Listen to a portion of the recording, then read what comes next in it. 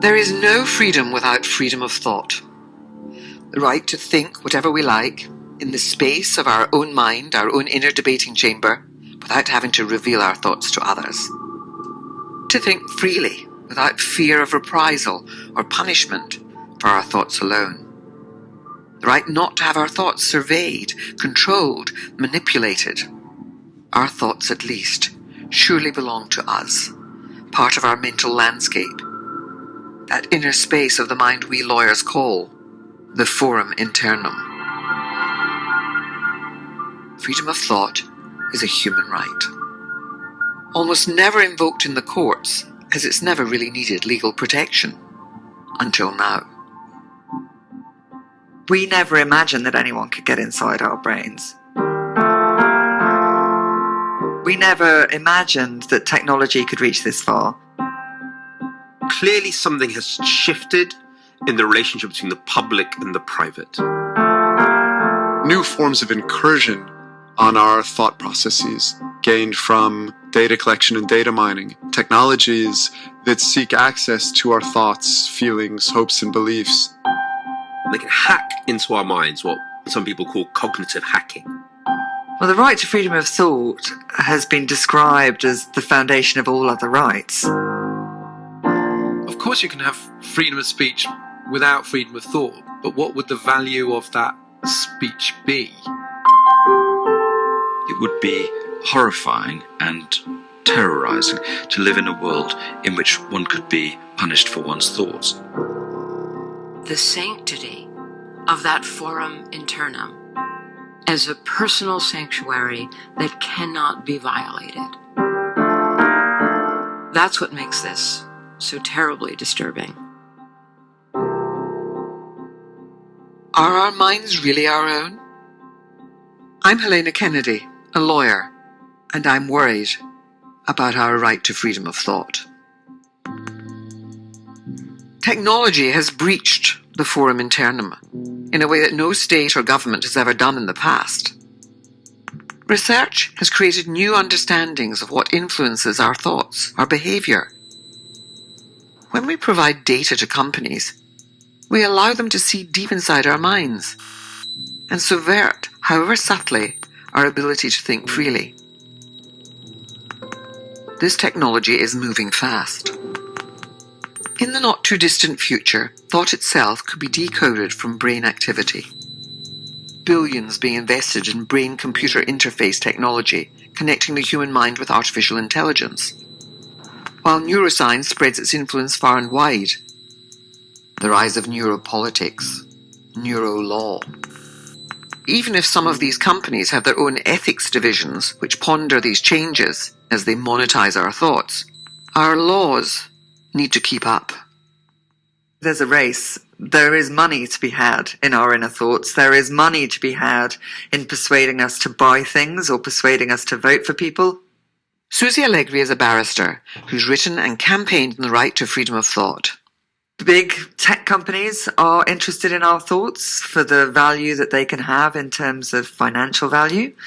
Financial services companies are interested in our thoughts because they can help to predict how risky we might be. And governments obviously are always very interested in our thoughts and how they might be used or influenced in order to make our society go in a particular direction. It's a really, really interesting concept, freedom of thought. What we're discussing is the right for somebody to their own unconscious, to their own inner world, to the understanding of how someone is trying to influence it and who is trying to influence it. Peter Pomerantsev has written on disinformation and propaganda in Russia and across the world. It's the technology which is claiming that it can read your mind is what matters. And that's a massive claim that they can climb into our unconscious just based on our own online activity. His company is called Cambridge Analytica. It's based in England and worked on U.S. political campaigns, including Donald Trump's. Cambridge Analytica is a behavioural science. Cambridge Analytica deny any wrongdoing, but what they can't deny is their role in the harvesting of 50 million Facebook profiles. Cambridge Analytica and its mining of data on millions of Americans for political purposes. The Cambridge Analytica scandal in late 2016, there was huge uproar about electoral spending and privacy. And I thought, that is not actually what this is about. What this is about is interfering with my right to freedom of thought, all our rights to freedom of thought. They can tap into those things that we're not even aware that we revealed about ourselves and manipulate them in ways that we don't even notice is happening to us. We might not even be conscious what we're seeing is a piece of political persuasion. So that kind of changes the rules a little bit. And do we have the legal, the social instruments to deal with this? Why has the law been so slow in engaging with this? Or why have lawyers been so inhibited from actually using law as a tool in the courtrooms to prevent some of this invasion of freedom of thought? The only reason that I've been able to come up with while thinking about it is that maybe the idea that our right to freedom of thought is being interfered with is just so disturbing that we can't actually face thinking about it. Nobody has the right to go beyond our reasoning faculties, if you like, in order to directly manipulate our thoughts. Freedom to think is absolute of its own nature. The most tyrannical government is powerless to control the inward workings of the mind. So pronounced the United States Supreme Court in 1942. I believe the present Declaration of Human Rights is a document of the first order of importance. Freedom of thought is a foundational right, enshrined by Article 18 of the Universal Declaration of Human Rights, alongside freedom of conscience, freedom of religion. Everyone has the right to freedom of thought, the article begins. It's a bedrock, but also the silent partner for other rights. How can you have freedom of speech without freedom of thought? How can you have freedom of expression? The right to freedom of thought comes first. This goes directly to what has been a kind of millennia-old understanding and assumption of philosophy, which is that even imprisoned, even robbed of all freedom, freedom of thought is inviolable. It is a fortress that cannot be breached. Shoshana Zuboff has written about what she calls surveillance capitalism, monetizing personal information, including human thought, harvested online. Now, you're really describing our private human experience being turned into a product. We're actually commodifying what goes on inside our heads. We're commodifying every aspect of our private experience. This has been an evolution. We began in 2000, 2001 at Google, the young company. The behavioral traces that we left behind as we searched and browsed, for example, these traces were considered data exhaust that alerted the fledgling company to the rich predictive signals buried in the data. And clearly we can understand that data that comes from unarticulated private thought is going to be highly predictive and therefore highly lucrative. Simon McCarthy-Jones is Associate Professor in the Department of Psychiatry, Trinity College Dublin. There was a battle for the minds throughout the 20th century, primarily based around concerns that communists were able to control the minds of American POWs and citizens. This led to a whole range of CIA-backed projects, MKUltra, Bluebird, which looked to try and work out how we can control individuals' minds. But broadly speaking, those highly unethical experiments failed. I'm very close to the cutting edge in AI, and the rate of improvement is exponential. So, is it possible to read out these thoughts? We can tell about a person's entirely new way by hacking into your brain's ability to rewire itself. To show you what I mean, let's look at when we came to the 21st century, we had new technologies, brain imaging, which allowed us to probe the brain in more detail than ever before. And we also developed more powerful computer technologies, which once we had collected big data, allowed us to analyse that to find out what we could impute about people's inner worlds from their observable behaviours. So with these new twin technologies of brain reading and behaviour reading, we've been able to more closely monitor and access the mind than ever before. The original plan for the Neuralink is to connect 4 N1 chips with thousands of electrodes coming from each chip. There's increasing interest in the development of direct technological interfaces into our thoughts and our brains. It's an area that a lot of thought and development and money is going into furthering. Digital philosopher Mark Andreevich has written on data and online surveillance. The goal of, for example, Elon Musk's Neuralink project. We can do a full brain-machine interface, achieve a sort of symbiosis with artificial intelligence. And Mark Zuckerberg's recent discussion about imagining the possibility of an interface that would be able to access people's thoughts directly, not through words or language, but first through some form of direct brain-computer interface. We have a basic responsibility to protect people's data, and if we can't do that, then we don't deserve to have the opportunity to serve people. Our responsibility to imagine that Facebook has the ambition of being able to directly communicate thoughts from one person's brain to another is also to imagine that Facebook becomes the medium whereby those thoughts are transferred, which means that Facebook has direct access to our thoughts. Now, given what Facebook has done with our other data recently, that would certainly give us pause. Imagine a Cambridge Analytica of the future, which is no longer based on the kind of reductionist personality profiling that it uses, but actually has direct access to people's thoughts and emotions. Freedom of thought has a metaphysics, a grandeur to it. It's a first-order right.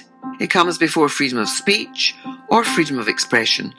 It's a condition for them, making them meaningful.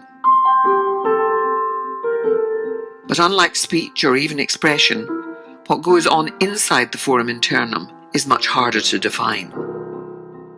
When we lawyers talk about the protection of freedom of thought, what is it we're trying to protect?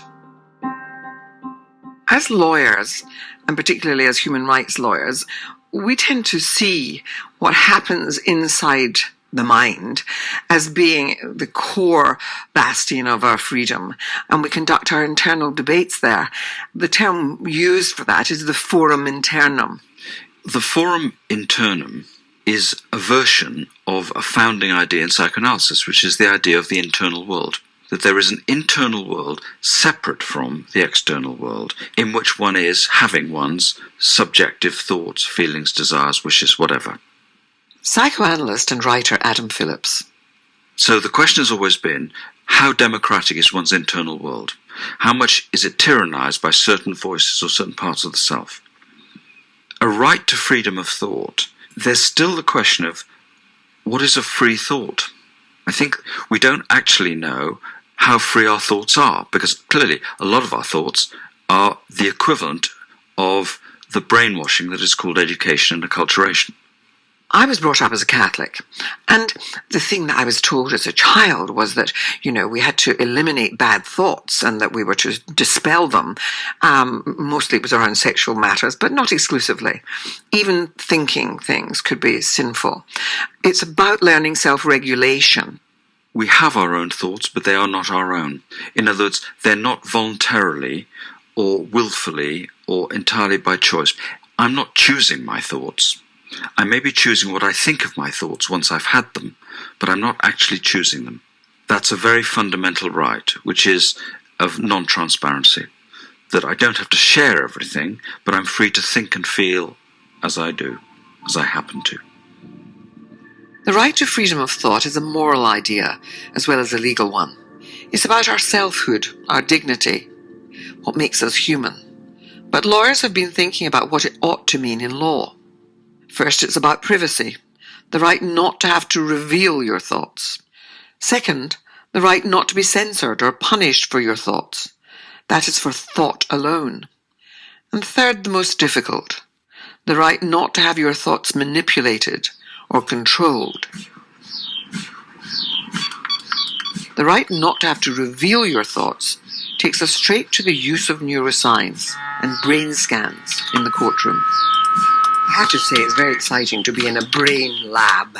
You were saying so... Tali Sharot is a neuroscientist and director of the Effective Brain Lab. We are our brain. We are the neural activity of our brain, right? Every thought that we have, every action that we take, every emotion that we feel is generated by our brain. The term that we as lawyers use to describe that inner space of the mind is the forum internum. That's what we see as being an essential part of who we are. And so what would be a general neuroscientific take on this idea of freedom of thought? I don't think it means anything. I think all of these expressions are a matter of definition. A thought is just an electrical signal. Electrical chemical reactions of your neurons communicating with each other, and that generates the thought. I can record it, I can interpret it, I can transmit it via an electric signal to another person's brain. There are things that we conjure with when we're talking about freedom of thought. One is the right not to have to reveal your thoughts. Inside our minds, we're exploring ideas, being imaginative, we're perhaps thinking the unthinkable. Isn't that an anxiety that is a real one? In answering the question of whether thoughts can be revealed by looking at neural activity, neuroscience does have something to say. There are some studies where activity in the brain is recorded, for example, with functional MRI, and then interpreted into what are you thinking about? What kind of visual imagery do you have in your mind? Or what word are you thinking about? We can do that. We can take that activity. We can interpret much better than chance what it is that you are imagining or what word you're thinking of. We can't interpret a whole thought process. However, we should be able in the future to be more precise and to interpret more complex thinking. That means, theoretically, someone would be able to record and therefore reveal what you're thinking about. The law has always been interested in the internal workings of the mind, the psyche. Legal ideas of responsibility, intention, state of mind, the mens rea, depend on it. The paradox here is that while human rights are being invoked to protect the forum internum, criminal law and the courts are taking advantage of the very technology that's breached it. New techniques like brain fingerprinting and what's been called neuro-law. Brain fingerprinting is a scientific technique for detecting concealed information stored in the brain. Larry Farwell is the inventor of brain fingerprinting technology. We present information on a computer screen and we test whether the person recognizes that information by measuring brain waves. It's a form of neurological lie detection, really, isn't it? Brain fingerprinting is not detecting lies, it's detecting information. I recently conducted a brain fingerprint test on Stephen Avery. This was featured in the Netflix documentary Making a Murderer. He is accused of a particular murder, and we found out information about what actually happened at the time of the crime that would be known only to the perpetrator. And we found that that information was not stored in his brain, which is strong evidence that, in fact, Stephen Avery is innocent. So the technology could be used for intelligence gathering. As a lawyer, I'm interested to know whether it could be used for evidential purposes in a court of law.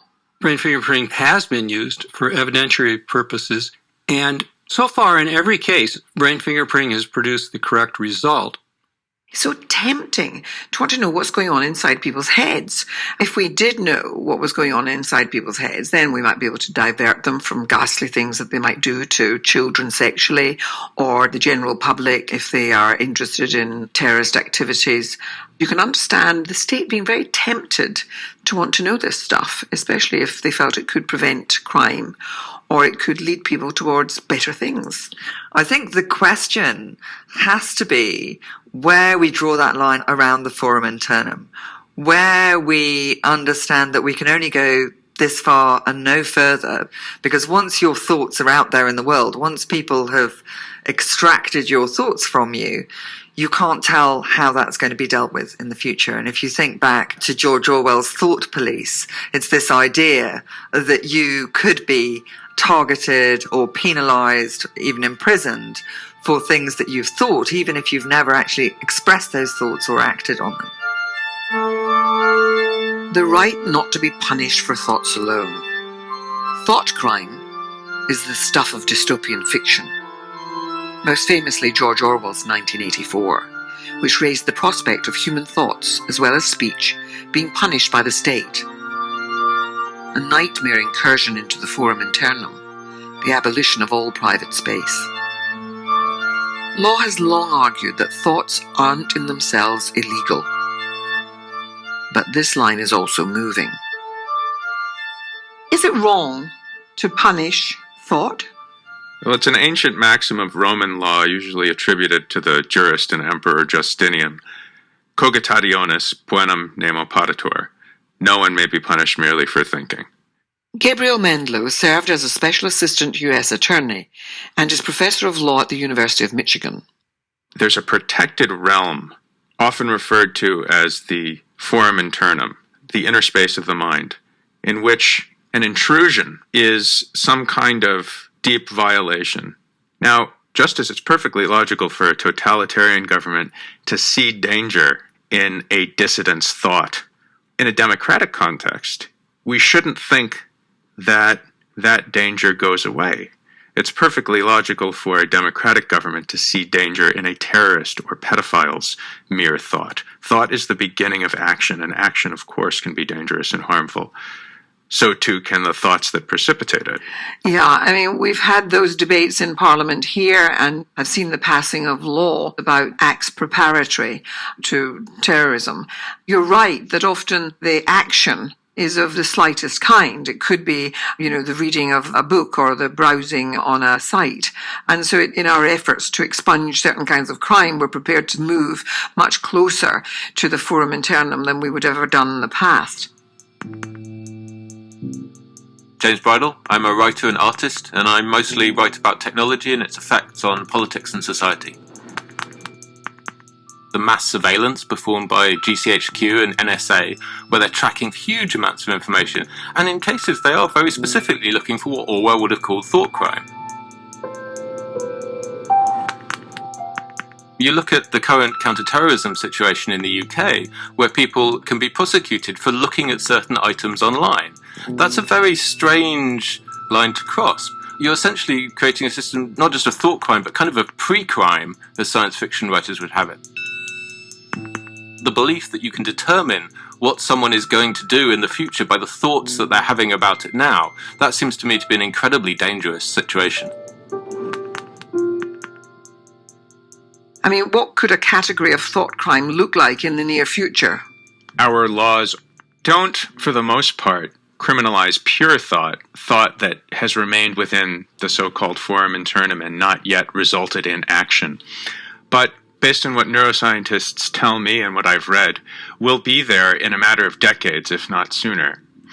A place where the technology of mental surveillance is so highly developed that the government and non-governmental actors will be in a position to discern the contents of our minds without even bothering to interrogate us. The term pre-crime comes, as far as I'm aware, from the writings of Philip K. Dick in his short story Minority Report that was made into a big Hollywood film, in which psychic agents are able to perceive the fact that someone might be about to commit a crime. Pre-crime is now a term that's used in British government reports. They talk about the pre-criminal space, a place in which people might find themselves unsuspectingly because they've looked up or searched for information online.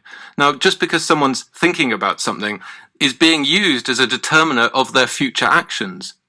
I think for many years now, we've already been in a place where our private thoughts are potentially subject to governmental intrusion and regulation and punishment. In a way, that has been the approach criminal law has taken since the advent of the concept of mens rea, guilty mind.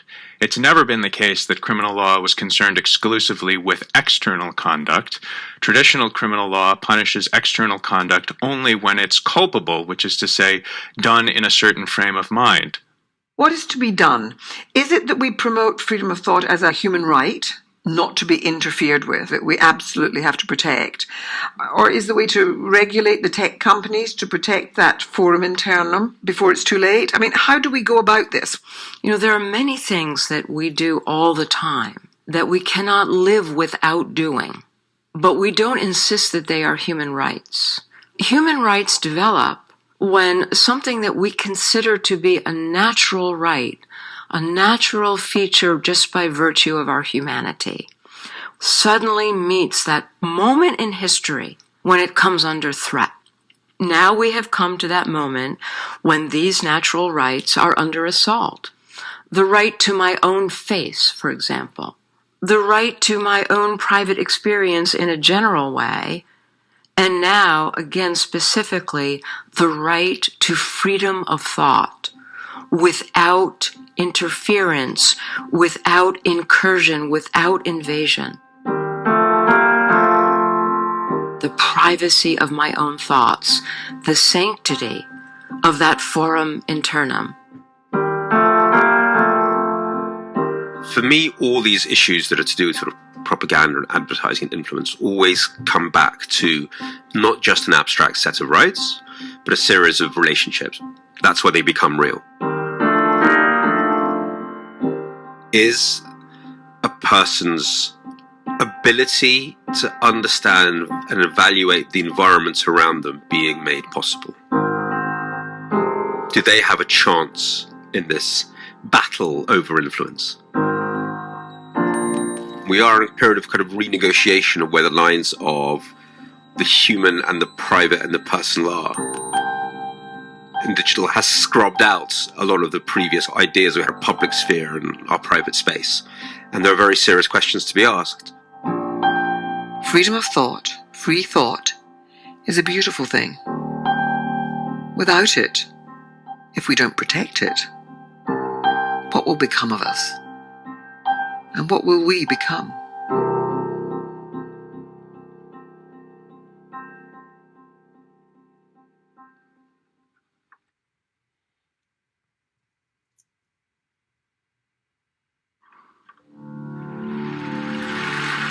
I want to tell you guys something about neuroscience.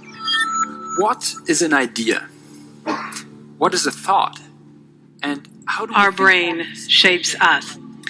And if we think about our brain... It's hard to have anything against neuroscience. Increase the resolution of these brain scanners. The respectable yeoman study of the brain and nervous system. Such an important application of neuroplasticity. But neuroscience is misused, misapplied, misunderstood, and misconstrued. Often by people with something to sell or reporters trying to catch a reader's eye.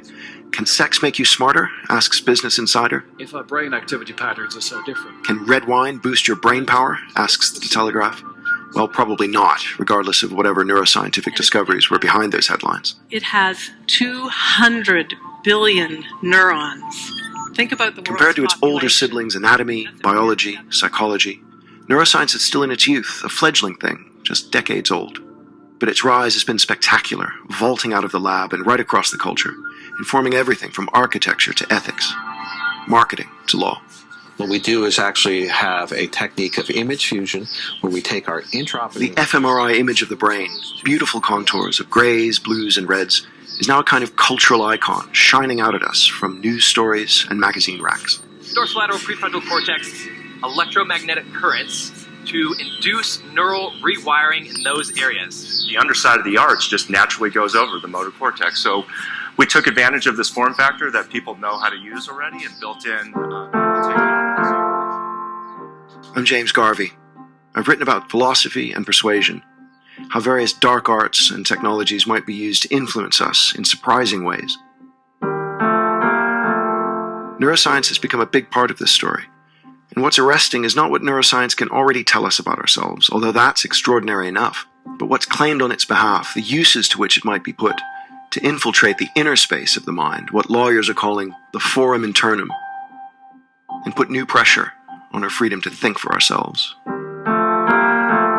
We'll get insights into ourselves that tell us we're not as consciously in control of what we're doing as we thought we were. Manipulating brain activity could have ethical implications as well. Maybe changing the way you think about things, maybe changing your memory through inception.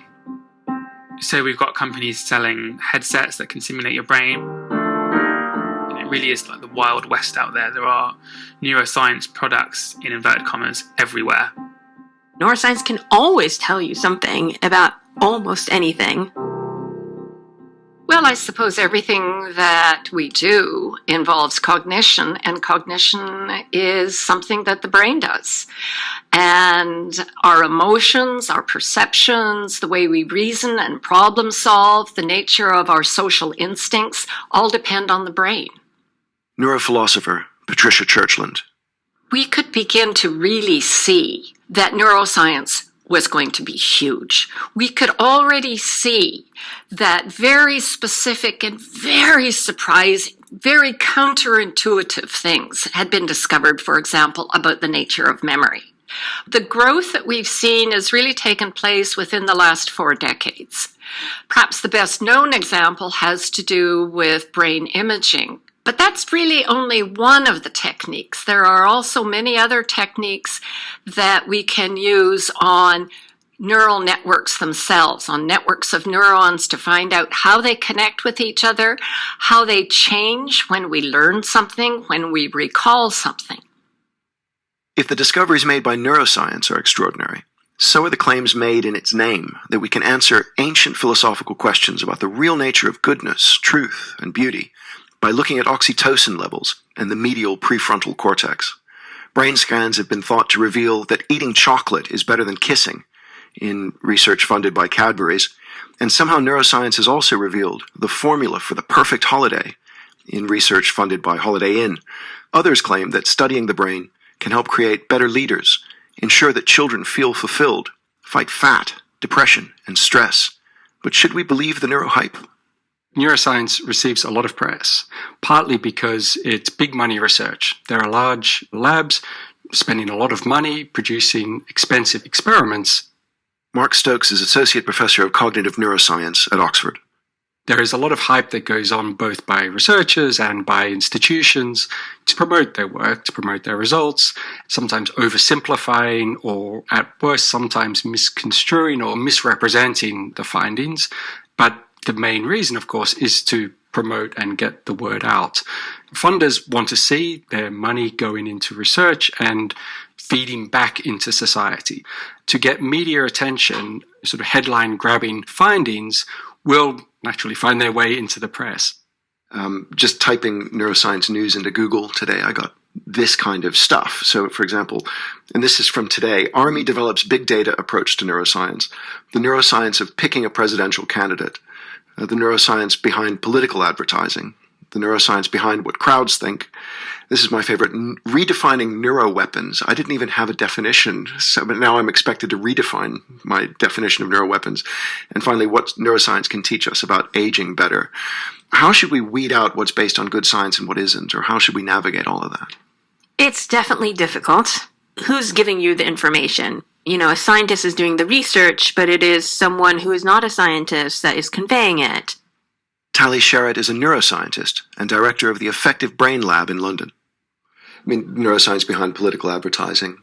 That sounds like there could be some truth to that. I mean, neuroscience could be relevant to political advertising, right?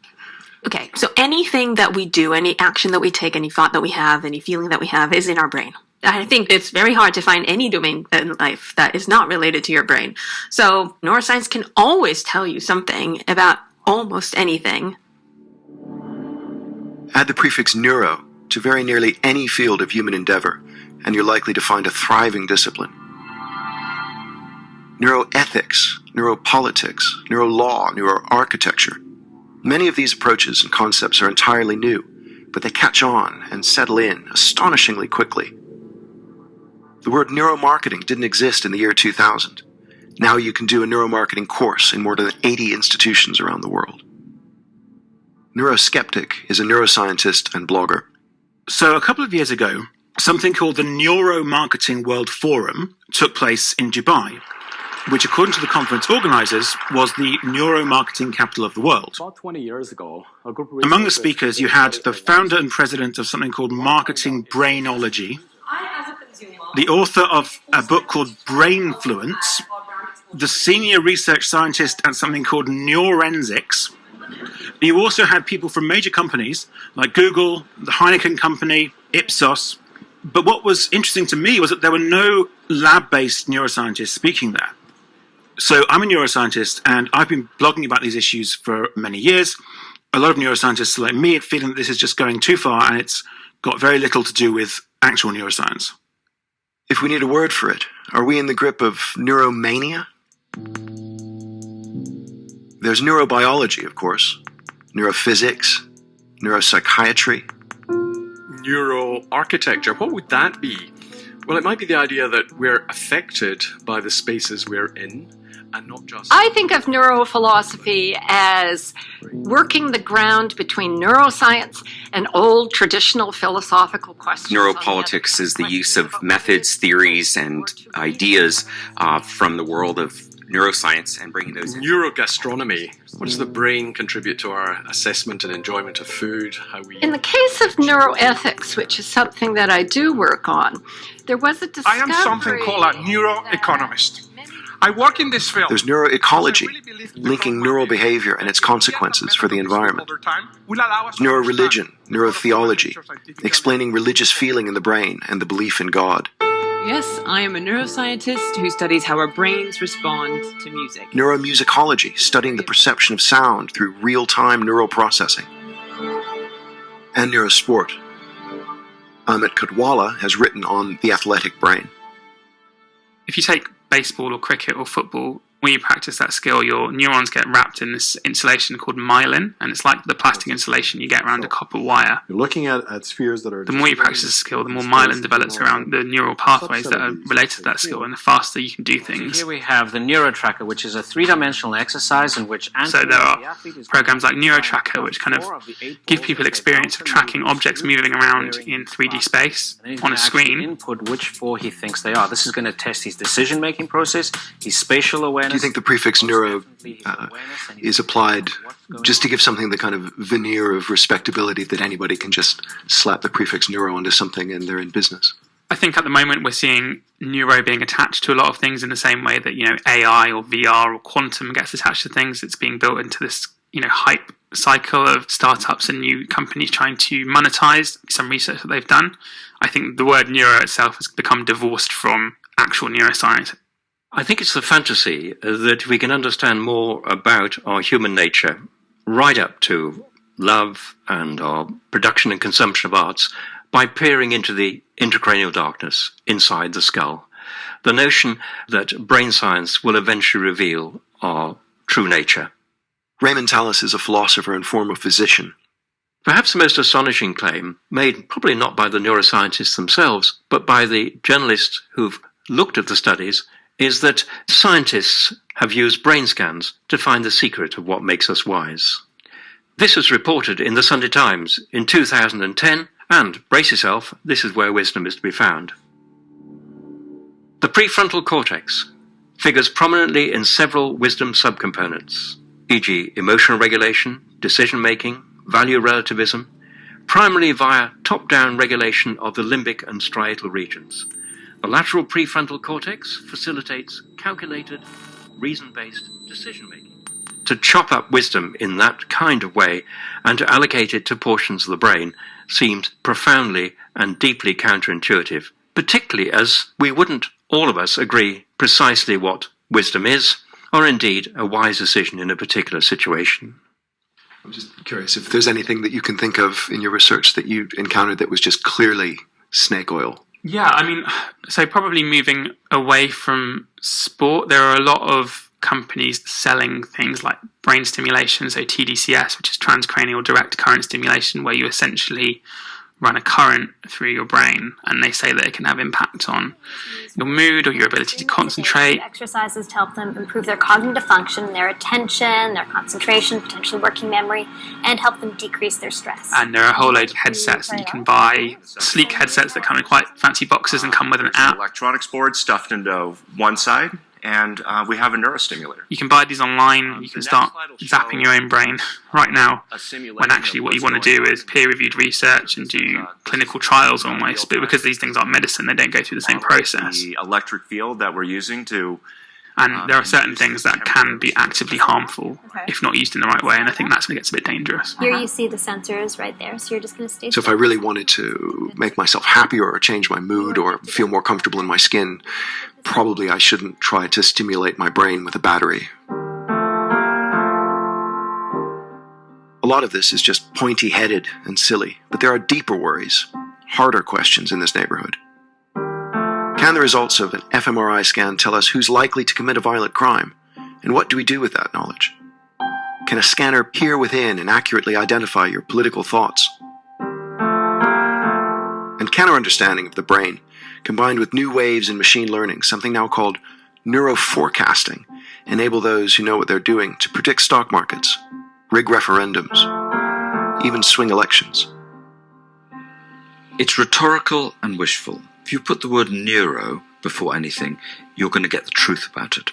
As though neuro is the new God term, or the brain is the new God term. If we can understand brains, we'll understand ourselves. It's all rhetorical. It's all about the use of language to enforce authority. Psychoanalyst and writer Adam Phillips. The risk is that once you believe in brains, you cease to believe in agency. In other words, we're not doing things, our brains make us do things. Well, anything that delegates or over-delegates responsibility is potentially misleading. So I can then say to you, I didn't say that, my brain did. Neuroscience is now in the courtroom, and no one really knows what to do about it. People agree that we ought to be held responsible for what we do. Certainly for what we do deliberately, with intent. But neuroscience can say a lot about the relationship between brains and the underlying causes of behavior. What if I don't mean to do it? What if a tumor made me do it, or some other kind of neurological damage? According to a study of legal opinion in the United States, neuroscience has been used more than 2,800 times in criminal trials in the last decade. Thousands of new cases. There's neurolitigation, neurocriminology, neuroadvocacy. Thousands of judges and even more attorneys who've been exposed to neuroscience. Circuit Court is reconvened. Neuro law. Seated, maintain order. So this idea that we can apply neuroscience to think about how we deal with criminality. There's been some really interesting work about thinking how the brain or brain damage can lead to certain types of criminal behavior, which can then be used as mitigating circumstances in a court of law. John Barasset? No, ma'am. Okay. People would like to enter into evidence, a brain scan showing that a certain criminal has less activity in the frontal structures, but we don't know the relation in general between levels of activity in frontal cortex and normal moral behavior. Suppose your neurons did make you do it in a way that you did not have voluntary control over your own actions. That doesn't mean you get off scot-free. The state might actually lock you up for longer to protect other people. You might not then be put through a usual criminal trial with a chance to acquit yourself. So it's not a get-out-of-jail card. It might be a stay-in-jail card. Barry Smith is director of the Institute of Philosophy at the University of London. Does that mean that we should or we shouldn't allow neuroscience into the courtroom? Should there be certain constraints placed upon our use of neuroscience in law? Does anyone have their eye on this? You've got to put the question both ways. You might say, should we allow neuroscientific evidence from neuroimaging of brains into the court? The question is, can we afford to ignore it? So, for example, there's a famous study that was done in New Mexico, which showed that when you were scanning people who had long criminal sentences, and you find out that a lot of people have got lower activation in the anterior cingulate cortex, and that might be an area that controls impulse or makes it possible or not possible to control impulse. And it turns out that looking at the structural scans and then the functional scans of these criminals, you were able to predict up to 60% reliability who was likely to reoffend, whereas the parole board could only get 25% accuracy. Can we afford to ignore that evidence and information? There's something very problematic about making predictions, even though they might be statistically valid, in something like criminality, where it's the actual fact of a crime that needs to be addressed, not your predisposition for a crime. For example, one of the strongest predictors of criminality, of course, is whether you're male or female. That's a genetic determinant that has an extremely high predictive value. But what do you do with that information? Do you lock up all males, or do you try to understand the individual cases of criminality and how those are situated? Neurolaw has most certainly arrived. But what is it doing to our notions of free will, responsibility, and intention? Even the point and purpose of punishment itself. Neuroscience might one day help prove not just that responsibility is somehow diminished, but that memories of witnesses are reliable. And ultimately, that what we say is true or false. This is from Ars Technica. The headline is, "In the not-too-distant future, brain hackers could steal your deepest secrets. Religious beliefs, political leanings, and medical conditions are up for grabs." This is another headline. Brain scanners allow scientists to read minds. That's a very common headline, and I think it's a common thought in the wider world. From the article, "Are you lying? Do you have a racial bias? Is your moral compass intact? To find out what you think or feel, we usually have to take your word for it. But now there is a technology that enables us to read the mind with growing accuracy. fMRI." What do you think about those claims? So theoretically, if technology is way advanced and the science is way advanced, that could be something that is possible on a group level. So we do experiments. We have a group of participants, let's say 50 participants. On a group level, we have an idea of what the brain usually does. So that tells us usually the brain would look, this kind of pattern. And when you think about this, when you're about to make this decision or that decision, we could do that. Scan the brains of a focus group. Try different messages on them. Bring computer modeling to bear. And maybe you can work out how to persuade, nudge, manipulate entire populations. Is neuroforecasting the future of persuasion? So the idea of neuroforecasting is that we can use the reactions of a handful of individuals. Senator Blunt has been attacking me on guns. Well, in the Army... Americans have fought their way back from tough economic times. Given this pattern of brain activity, when these individuals are looking at these ads, don't let politicians take away your right to own a gun. Forecasting Donald Trump what behaviors might we expect to happen in the population at large of millions of people. And so using small groups of individuals and the brain activity of small groups of individuals to predict the behaviors of millions of people. Welcome to the world of neuropolitics, the Neuropolis, where the forum internum gives way to the public forum, where recent work claims an individual's deepest political leanings, whether they're conservative or liberal, can be revealed with some accuracy by an fMRI scan. Darren Schreiber has pioneered the study of neuropolitics. One of the most shocking results that I've come up with in the work that we've done is that we can brain image you while you're gambling.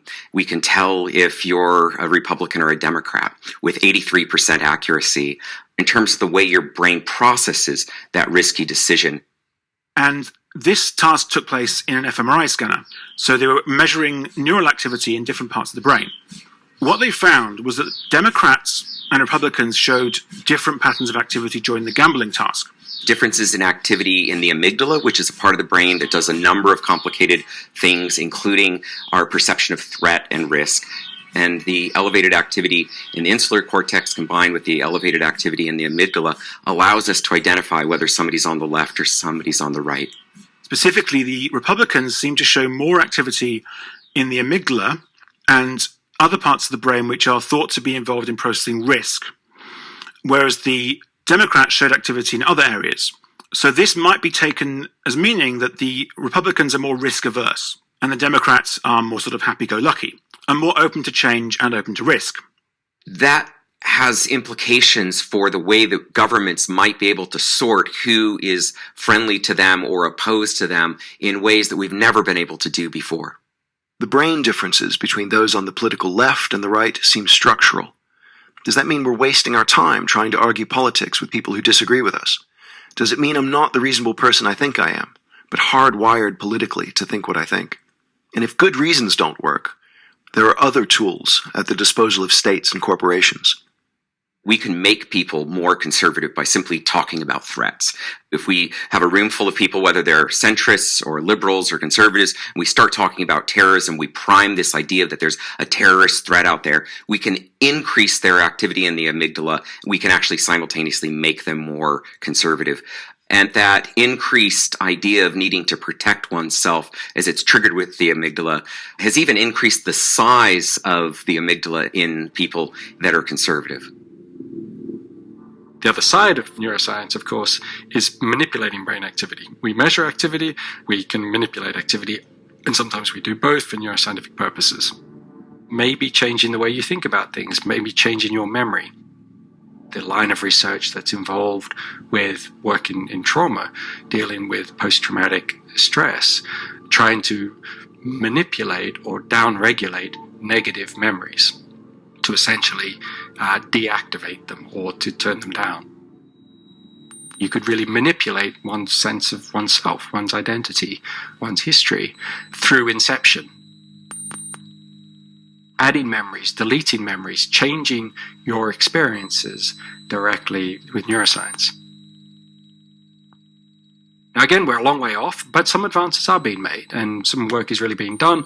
Inception has been performed on mice, so adding memories that didn't actually exist by targeting very specific neural populations with very delicate manipulation, which can't yet be performed in anything other than mice. The technique is there, the methodological advances just need to catch up.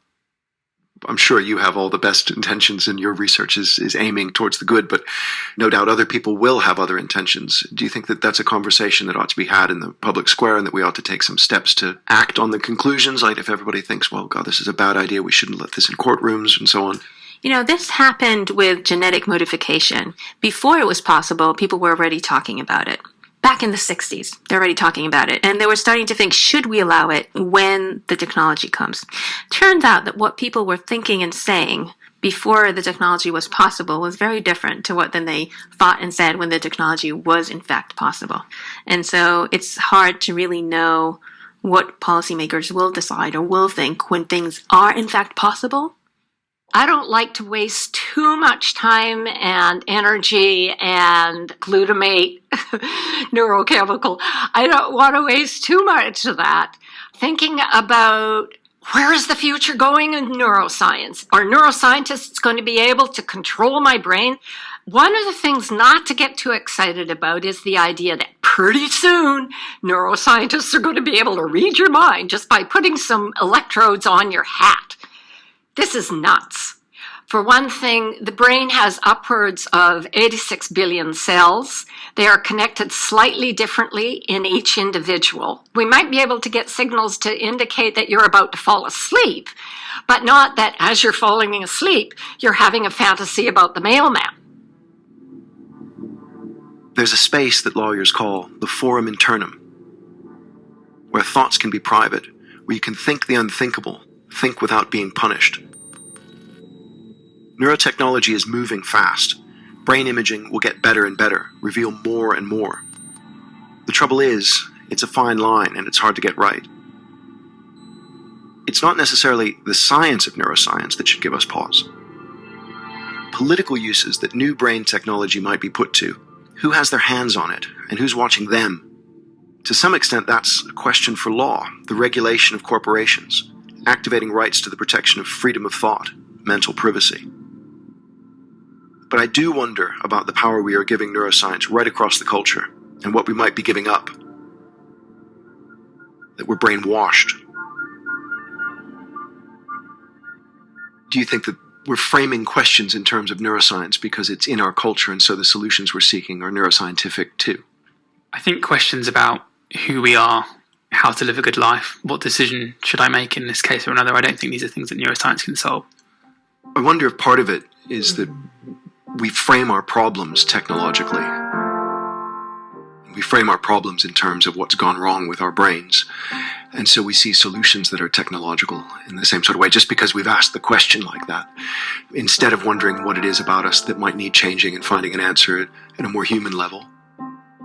What we'll see in the future is maybe like a split between people that run into this world full tilt through brain-machine interfaces and things like that, and people who maybe say, actually, I don't want to plug my smartphone into my brain, I don't want to augment my reality, I kind of want to live in the real world. And I think that we're going to see this divide between people that embrace it and people that maybe treat it with a degree of skepticism. But those kind of technologies are coming, so this is a decision that we or the generations after us will have to make.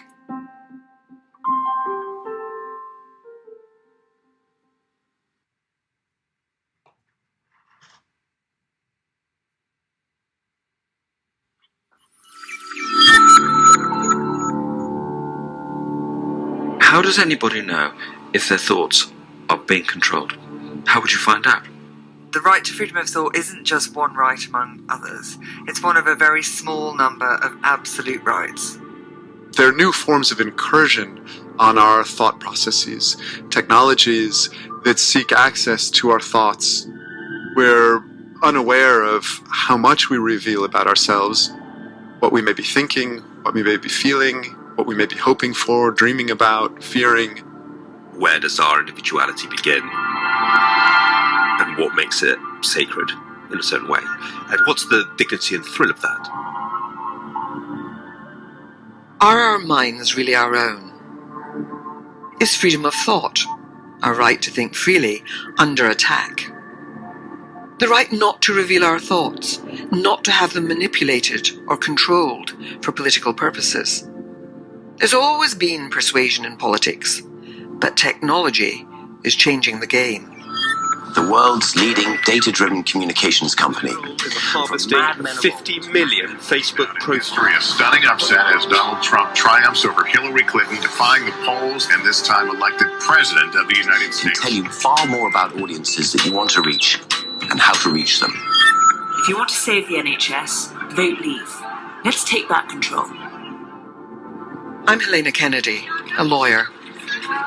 Freedom of thought is a human right. It underlies other freedoms, freedom of speech, of expression. We're protective of them. These are fought for. They're fought over now. But freedom of thought has been mostly neglected, taken for granted.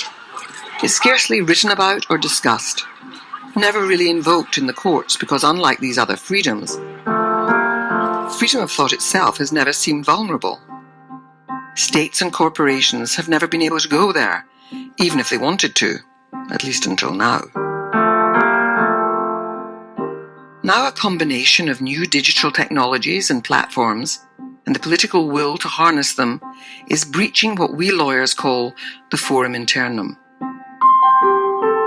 That inner space of the mind, of our private thoughts, where we can deliberate and dream, even think the unthinkable. Freedom of thought is going to become highly contested, and I suspect, battled out in the courts. Law plays a very important role in providing a framework against which freedom of thought can flourish or not. Philippe Sands is a barrister and legal scholar. One of the things that we live with in the modern world is that until technology developed, the thoughts that we were able to have internally, that is to say, kept only to ourselves, could not be shared with third persons. Now, in gathering our thoughts, in reacting to our thoughts, in exploring our own thoughts, we might engage with a digital medium. There are cookies and algorithms that are at play, which are communicating to others, in the corporate sector in particular, the thoughts that I have expressed through the keyboard. And those thoughts are monetized. And it has been essentially unregulated, although we are only now beginning to understand the consequences of that. So we need to start looking at questions like the right not to reveal your thoughts. When exactly do I begin expressing my thoughts? When does my behaviour or my expression cross the threshold out of my inner space?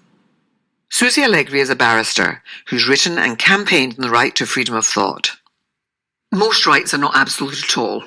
The vast majority of the rights that people have are in ways balanced or curtailed in certain circumstances.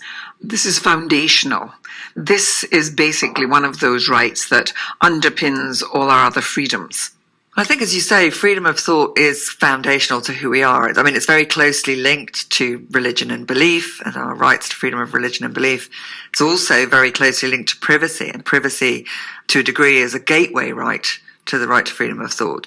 We have to start finding the line between legitimate persuasion and influence and illegal or unlawful manipulation.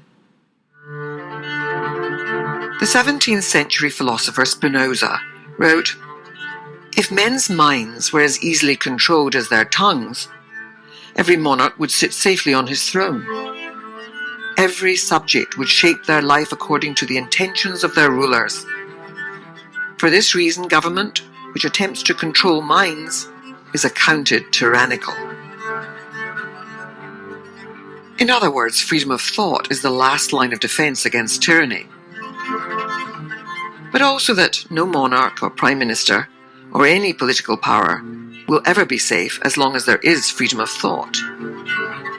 Thought is the engine of new ideas, of political change, dissent, revolution. James Garvey is Managing Director of the Royal Institute of Philosophy and has written on persuasion. I think part of what he's saying there is that if you can control people's hearts and minds, you've got a really good grip on your populace.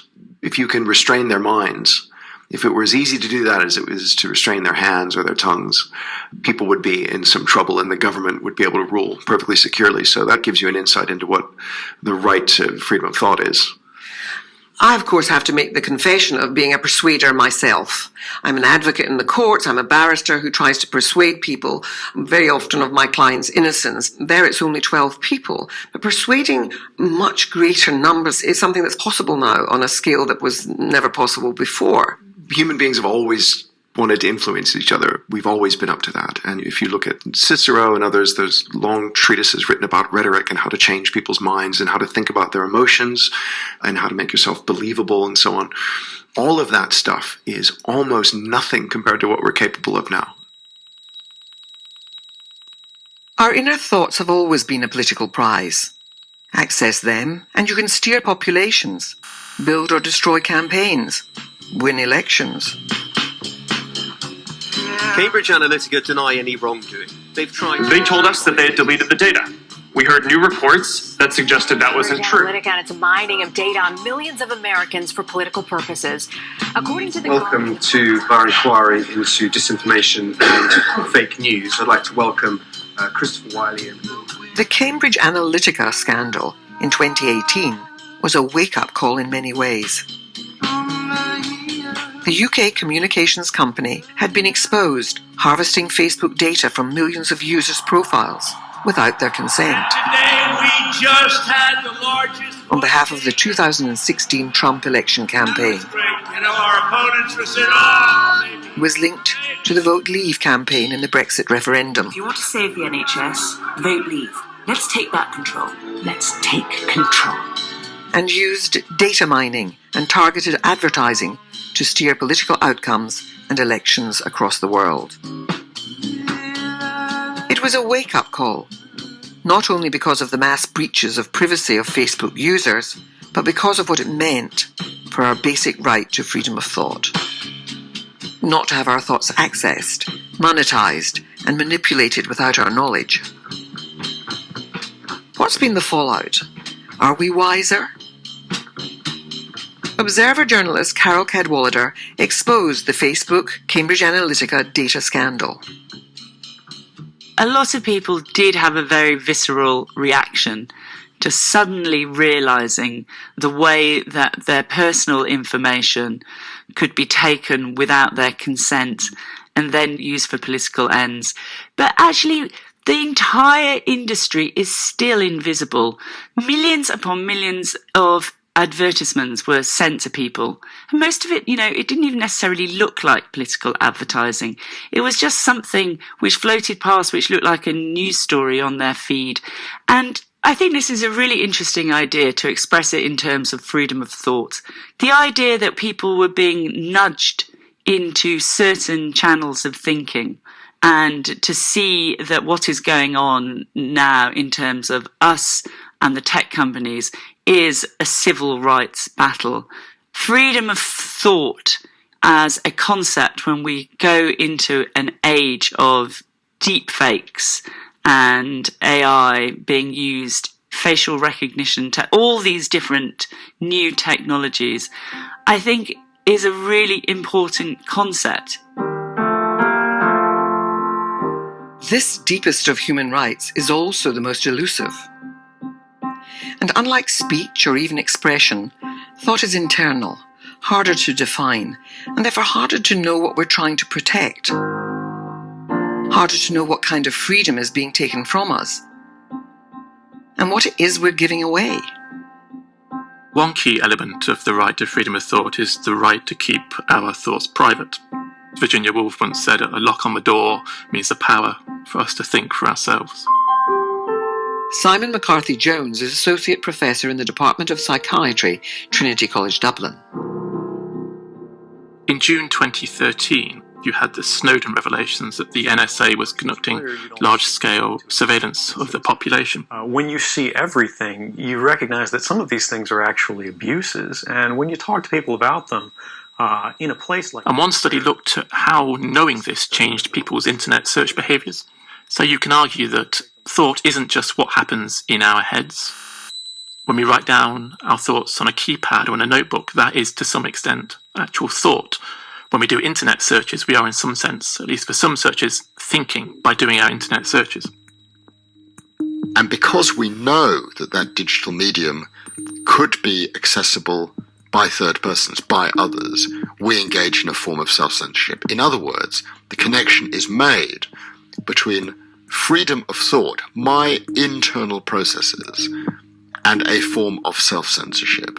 I will only explore by certain means what I am thinking about, pursuant to my freedom of thought, in ways that are filtered through a fear that others are watching in on my thoughts. So a 2017 study looked at what people were searching for before the Snowden revelations and what they were searching for after the Snowden revelations. And they found that there was around a 10% drop in search terms that were for things that might get people in trouble with the government, or that if other people knew about could potentially be embarrassing. So simply knowing that the NSA is monitoring your thoughts restricts the range of your thinking and chills it. I mean, how does anybody know if their thoughts are being controlled? How would you find out? Who would you ask? What books would you read? It's unfathomable. Psychoanalyst and writer Adam Phillips. Each of us as human beings is entitled to freedom of thought. We've never had to really kind of battle that in the courtrooms. I've had difficulty finding a case that deals with freedom of thought. But do you see thought as being something that is at the heart of, indeed, all our other freedoms? I think it is a political wrong to aim to control people's thoughts. I think what's politically a right thing to do is to create the conditions in which people can find out what their thoughts may be. It is actually impossible to control your own mind or somebody else's mind. It doesn't mean you can't try to. States can, through intimidation, control what people say and do. What they can't do is control what people think and feel. But if you can't say something, if you're intimidated in a way that stops you being able to say something, the question then becomes whether you're able to think it at all. And this would be the power of external censorship, that if you're intimidated externally, you might feel the only way you can make yourself safe is not merely not to say things, but not to think them. And so from a psychoanalytic point of view, we'd say that people are capable of repressing thoughts that endanger them. There's a difference between authoritarian and totalitarian regimes. Authoritarian regimes might want to control your actions, limit your speech, but don't necessarily care what you think as long as you keep it to yourself. Totalitarianism wants to capture people's thoughts. That's another order of political power. In Arthur Koestler's Darkness at Noon, published in 1940, and the first great novel about Stalinism, the main character writes, "We persecuted the seeds of evil, evil not only in men's deeds, but in their thoughts. We admitted no private sphere, not even inside a man's skull." Of course, what he didn't mean by that was the ability to literally read minds, but it was the idea that somebody could be guilty because of what they were perceived to be thinking, even if they hadn't acted. And this is essentially what the Stalin's show trials were doing. You can look at the Spanish Inquisition, where people were being tortured for their heretical thoughts rather than their actions. Dorian Lynskey is a journalist and author who's written on Orwell's Ministry of Truth. So later in the Second World War, Orwell remembered an encounter he'd had quite early on with a painter, an anarchist painter, who said that even if there was a Nazi invasion, he would still be able to think freely, that his own thoughts were sacred regardless of what was going on outside. And Orwell thought that that was very complacent, and 1984 is largely an argument against that assumption. So the principle of making Winston say 2 + 2 = 5 is not making him say it, because anybody can say it. You can say many things under pressure, but to actually believe it, that destroying freedom of thought is the ultimate and most important goal of the state. But of course, once it's known that what might be going on in your head might be forbidden, it has the chilling effect on people of not giving them any encouragement to give expression to the ideas that they may have. So freedom of thought, it really is the start of a flow of a whole collection of rights. The control of people's thinking is mostly about quelling dissent. There is no freedom of thought in China today. The reality is that Xi Jinping has tightened up control over China in ways that went way beyond his two predecessors. Steve Sang is director of the China Institute at the School of Oriental and African Studies in London. Now he is not allowing universities, for example, to talk about certain Western concepts like universalism, like human rights, like civil society. So you can think about anything as long as you are not thinking about the ideas that are not allowed to be thought. It seems to me that there isn't any way that you can ever truly know what someone is thinking. Or am I wrong? Is China now using technology in order to find out what people might be thinking? Well, they have methods which will try to ascertain, and often fairly effectively, what people are thinking. So if you were arrested as a political prisoner, they will not be telling you what you had done wrong. They will ask you, you reflect on it, what you did wrong, until you come up with the answer that the party state expect it to be. You will remain in serious problem.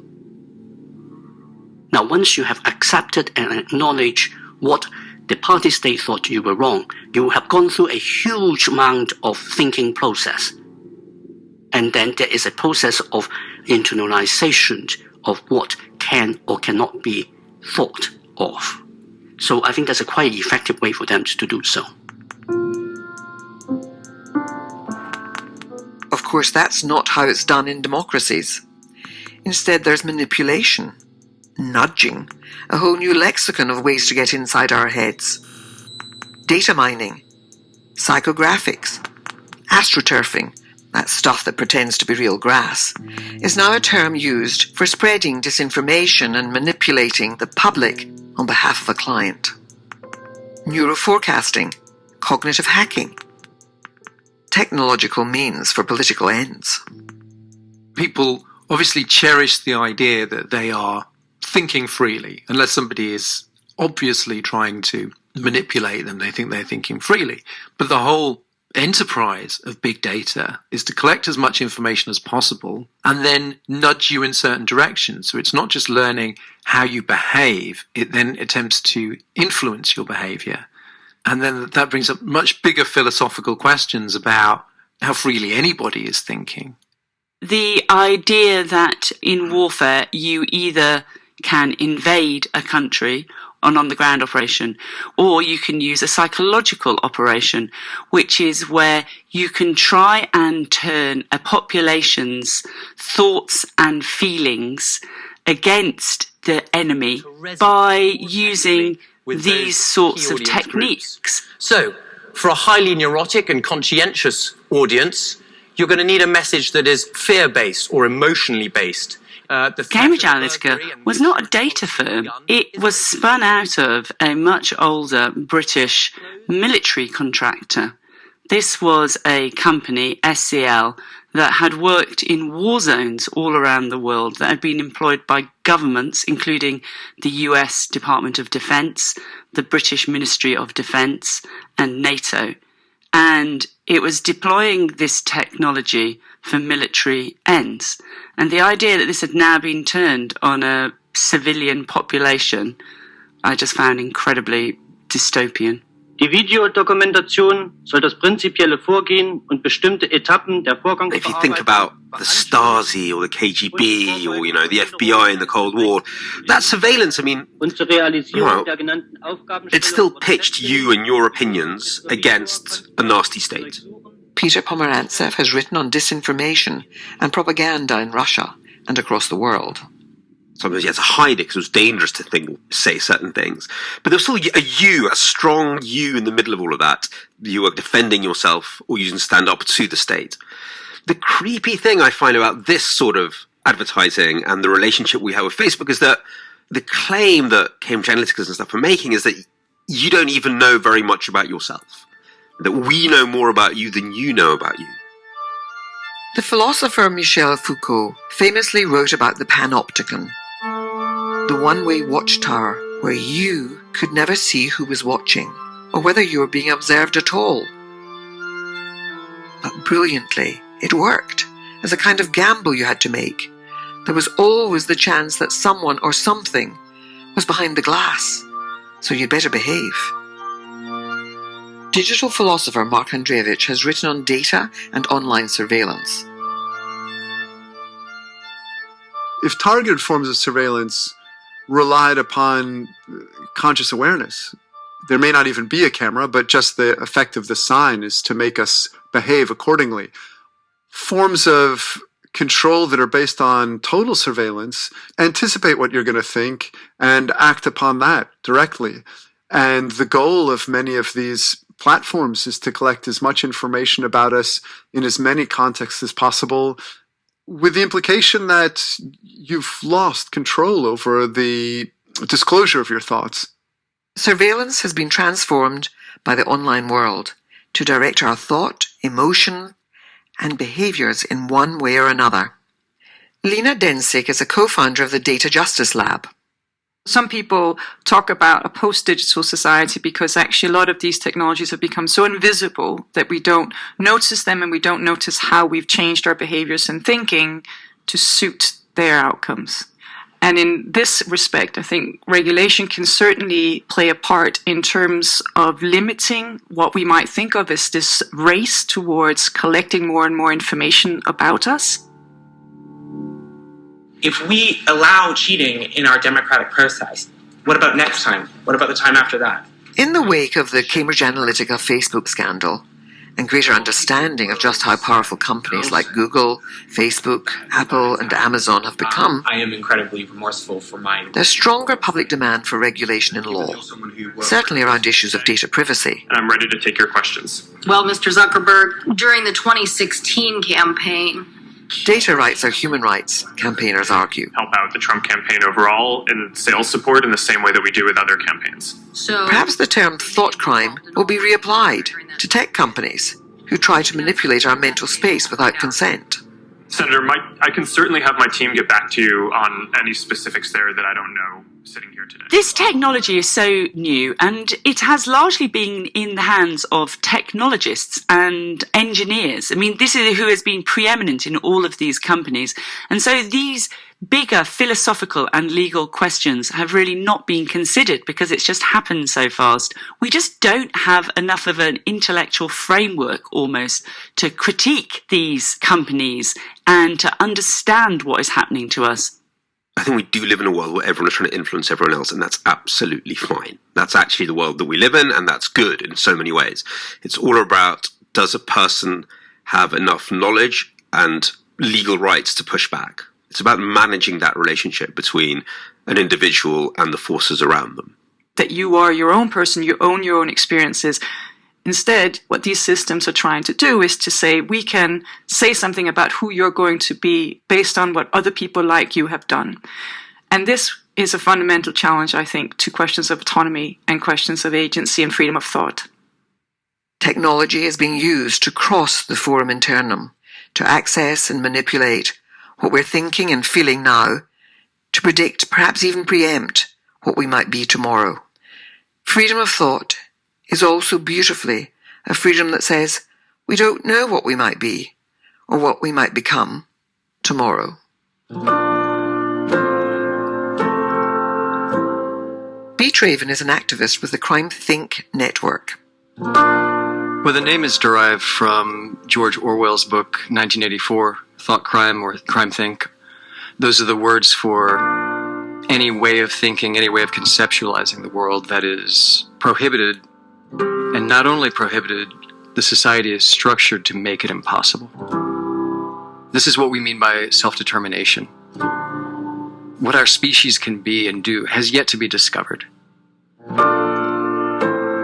The real question for me, when we're talking about freedom, is how much leverage do we have over the environments that produce us? It's a question about who we are, who we get to be. Ophelia says this in Hamlet, we know what we are, but not what we might be. And this is the question that we want to ask. With our thinking, what is it that we might be? What could we become? Since the end of the Second World War, freedom of thought has been declared a human right and has been taken for granted. Only now is it likely to become a contested area in law.